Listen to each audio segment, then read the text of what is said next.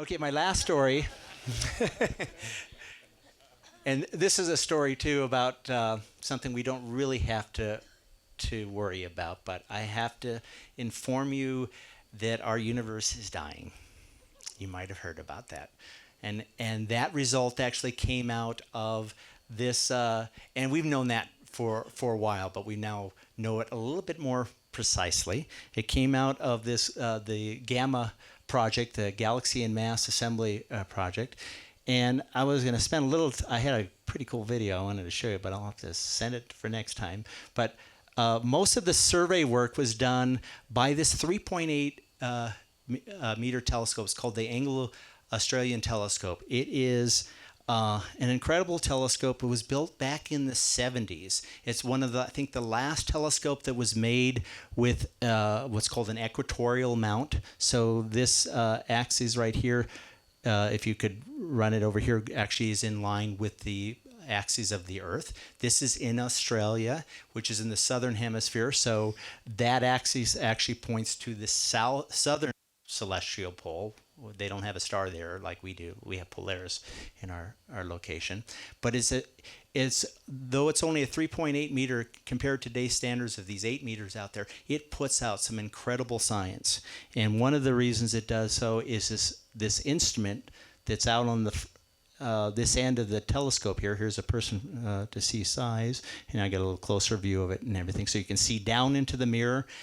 The light is coming in, hits the mirror, and it's actually focused up on top of here.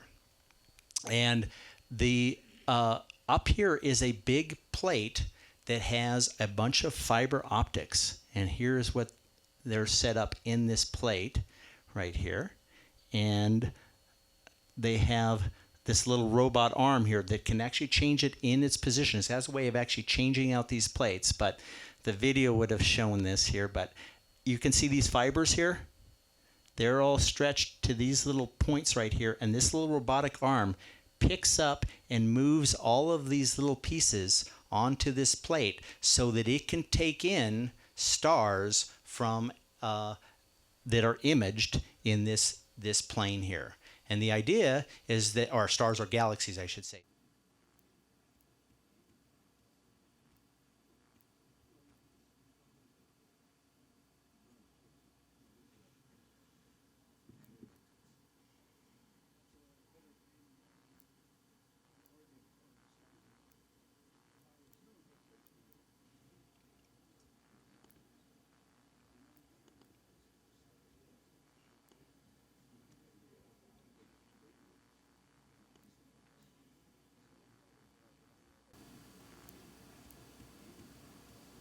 So the galaxy's light is then funneled down through the fiber optic tube, and it then ultimately fed down to this multi-object spectrometer there to provide spectrum of each of those galaxies. And when we get a spectrum of the galaxies, we can figure out the velocity that is moving away from us, and therefore we know the expansion rate of the universe, that we can actually place it in space there. So with that device that moves those optical fibers away, every time it takes a different field, you're looking at different galaxies. And that thing can place down 400 different galaxy positions and take the spectra of 400 galaxies simultaneously. And so this is all part of a big project. Oh, and just to show the observatory is up here, and the multi-object spectrometer is down here where the fiber feeds then go to. So this part of the project was to assemble a new deep sky survey, very similar if you've seen the Sloan Digital Sky Survey, where is also shown here in this blue here, but looking deeper into space here with the sensitivity of this new multi-object spectrometer. And so charting galaxies along different directions. This is a little confusing because it's all laid out in one plane, but basically you're looking out at a patch of sky and you're looking out at galaxies along that cone, and you, with the spectrometer, you can figure out where these galaxies are placed along that cone. So armed with that and other data here. What one part of this survey here is to look kind of at the evolution of the galaxies.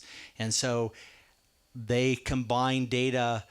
This survey was finding more galaxies, but then they used data from the Sloan Digital Sky Survey here.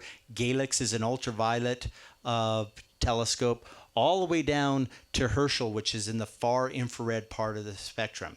And what they were trying to accomplish was trying to measure the full energy output of those galaxies.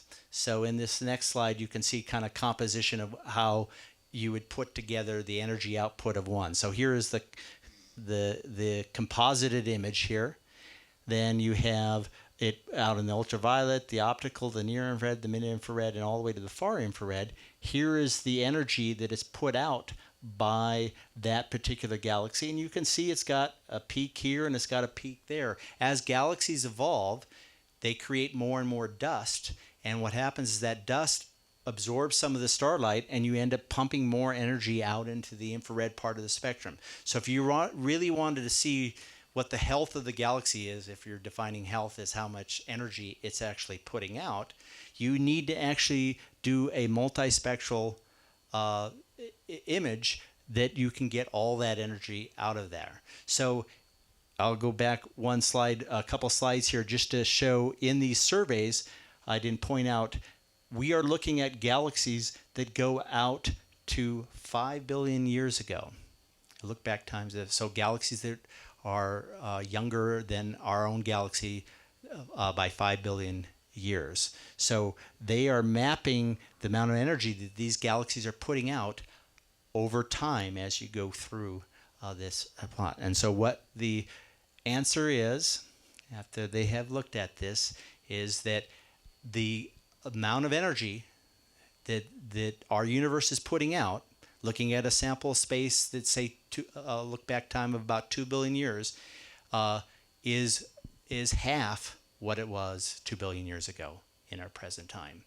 So we are declining very rapidly, and it was about 3 to 4 billion years ago in which the universe was in its heyday, and where we were converting as much of the material into radiation from burning that in stars.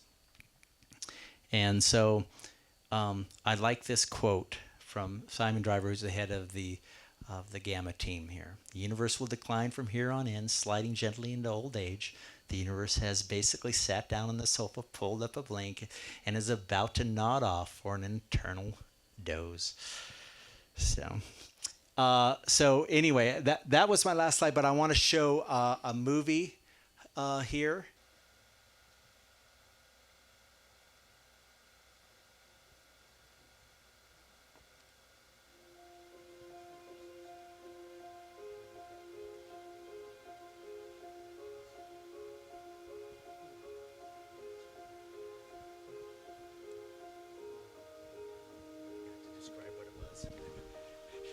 So you're doing a fly-through through the galaxies here, where the galaxy's been enlarged a little bit of one of these sets.